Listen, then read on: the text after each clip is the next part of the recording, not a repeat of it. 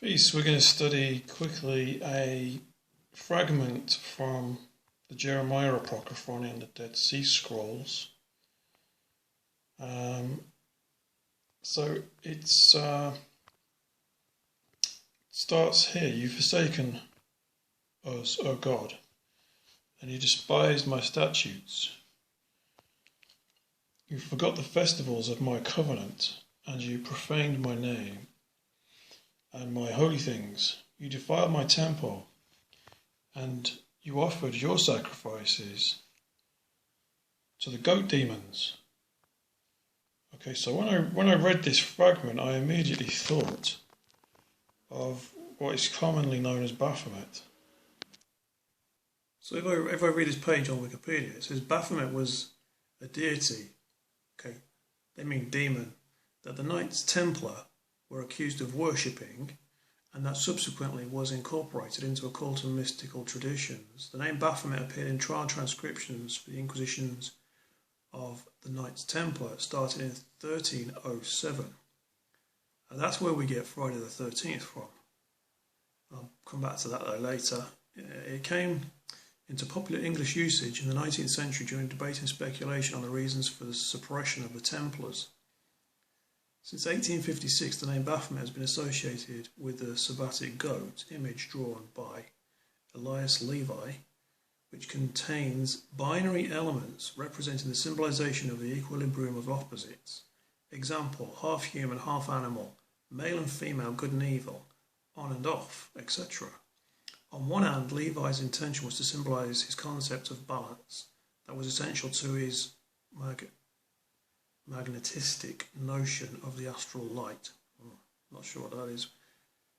Demonic light. On the other hand, the Baphomet represents a transition that should result in a perfect social order. What does that remind you of? So in this depiction, you can see he's got female breasts, but he's essentially male if you look at the shoulders. And he has the, around the loins area, he has the, it's the staff of Hermes. I looked into this before, I've kind of forgotten the exact name, but whoever carries these staffs, they're basically the messenger of Hermes.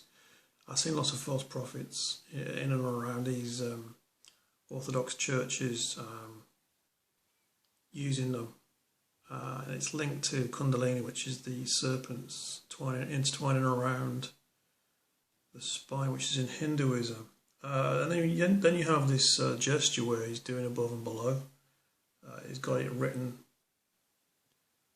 He's got stuff written on his forearms relating to alchemy and stuff. But he's doing also doing this Assyrian gesture, which those two fingers with the thumb, like you've just snapped your fingers. It's like in praise of the Babylonian gods.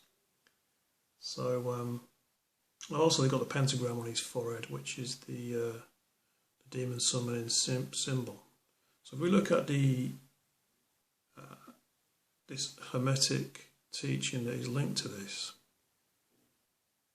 So the reason we're covering this is because they're indoctrinating the society into this. They're erecting these churches of Satan and putting up these Baphomet statues everywhere. And people are kind of almost in disbelief of what's going on, but it's quite a real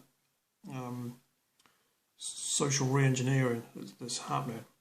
If we look at this, it's called the Kybalion, which is a study on the Hermetic philosophy of ancient Greece and Egypt. So basically this all came out of the Alexandrian mystery schools, the magic schools of Hermes. It's called Hermes Thoth. So the Greeks call him Hermes and the Egyptians call him Thoth. And you've got the 7 Hermetic principles. I've touched on this before in the past. So the first one is the universe is mental. It's all in the mind. Okay, then you've got this thing, the principle of correspondence, which says as above, so below, which is what the Baphomet was depicted as doing above and below, saying there's a correspondence between the two different planes above and below. Then you have this principle of vibration, everything moves, principle of polarity, which everything has its opposites. it says everything is dual, everything has poles, everything has its opposites. Like and unlike are the same. Opposites are identical in nature, but different in degree. Right, then you've got the principle of rhythm. Has this kind of flux ideology. Principle of cause and effect, which I've looked into this before, and the establishment use this in order to control society, that they stay in control because they're the causers and the masses are affected by their causing, because it says here every cause has its effect, every effect has its cause, everything happens according to law. Chance is but a name for law not recognised. So they're saying there's no chance. There are many planes of causation, but nothing escapes the law. This is why they, in my opinion, this is why they fake everything. And the principle of gender. Gender is in everything. Everything has its masculine and feminine principles. Gender manifests on all planes. So if you think about that, what we're saying about that Baphomet being a transgender, again, a bit like this first principle about the mentalism. It's saying gender's in the mind, it's not biological, which is what's being they're trying to indoctrinate this into society now at the moment. It's all linked into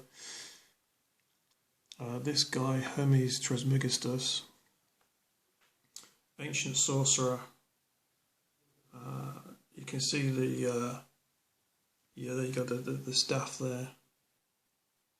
Cadeus it's called, I just remembered. The Cadeus. Cadeus, if you want to Google that and look into it. That looks like a fasci there. I'm not sure who it is, but the Roman fasci. So he's called the firstborn of unrighteousness in a particular apocryphal text. It says that Christ said in the beginning that they would follow him in truth, but they would turn away and follow Hermes. So just reading again about the Knights Templar, it says, when the medieval order of the Knights Templar was suppressed by King Philip IV of France on Friday the 13th, October 1307, Philip had many French Templars simultaneously arrested and then tortured into confessions. Over 100 different charges had been levelled against the Templars, including heresy, homosexual relations, spitting and urinating on the cross, and sodomy. So we keep going now into the Knights Templar. It says, the poor fellow soldiers of Christ and of the Temple of Solomon. See, this is why they're obsessed with Solomon's Temple. If you noticed, every single American president, they don the kippas on their heads and go over to the Wailing Wall and put their prayer notes in the temple ruins. The whole thing about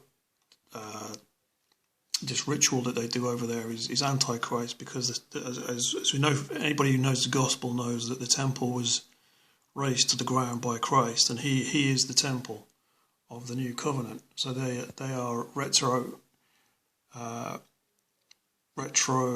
looking backwards antichrist into the temple built with hands. Well, in fact, built by demons. If we read the text, Solomon had power over the demons, and apparently he set them to use on the temple. If you look at the what they call Masonic Bibles, it's full of stuff about Solomon's temple. But if we carry on reading here, it says they were also known as the Order of Solomon's Temple. The Knights Templar, or simply the Templars, were a Catholic military order founded in 1119, headquartered on the Temple Mount in Jerusalem, through 1128, when they went to meet with Pope Honorius II. They were recognised in 1139 by the Papal Bull. The order was active until 1312, when it was perpetually suppressed by Pope Clement V by his Papal Bull. So we check out the Knights Templar. Their logo it's a famous Crusader logo of the white background and the red cross. I've done other studies on this about the Order of St. George. It's basically the same thing.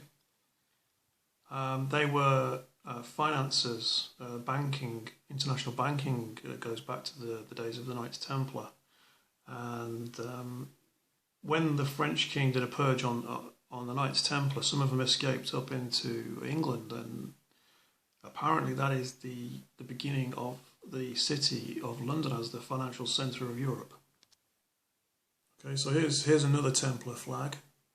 You can see again this red cross. So if you look at their Freemasonic Bible, this is a video that someone's got hold of one.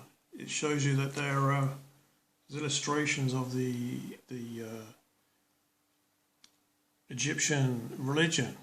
It's got all the books of the Bible in there, but it's got like all this Egyptian stuff in there, talking about depicting Thoth, etc. Quite a blasphemous, heretical, false thing. But it's, in the beginning, the guy shows you, the case that it comes in, etc., and then it shows you what's in there. Like this part here, it's got the case of how it arrives with the Masonic logo on there, and then as he opens the page, as he opens the Bible, you have like the Solomon's Temple depicted just behind the details of personal details, who the book belonged to, etc. All the Masonic logo and imagery, etc. So just so we know, this Knights Templar Freemasonry is all linked into the establishment. Here's George VI. And here he is in his Knights Templar Freemasonic regalia. You've got the badge with the square and compass with the G in the middle. Then you have a wreath, and then a square and compass with a pentagram, which was the same as on the head of the Baphomet. That was the King of England and the father of the current Queen Elizabeth II. So here's an illustration of the Knights Templar with their goat demon idol that was mentioned in the Dead Sea Scrolls. And it kind of makes sense how they've been able to create this world empire with all these lodges where they have these Masonic codes that everything should be kept secret, and they have to prioritise doing everything they can for their fellow lodge members. All through Mystery Babylon, the habitation of demons.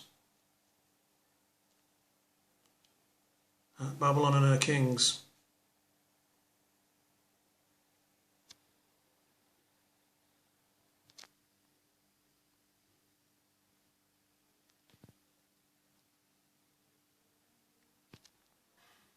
Wicked demons.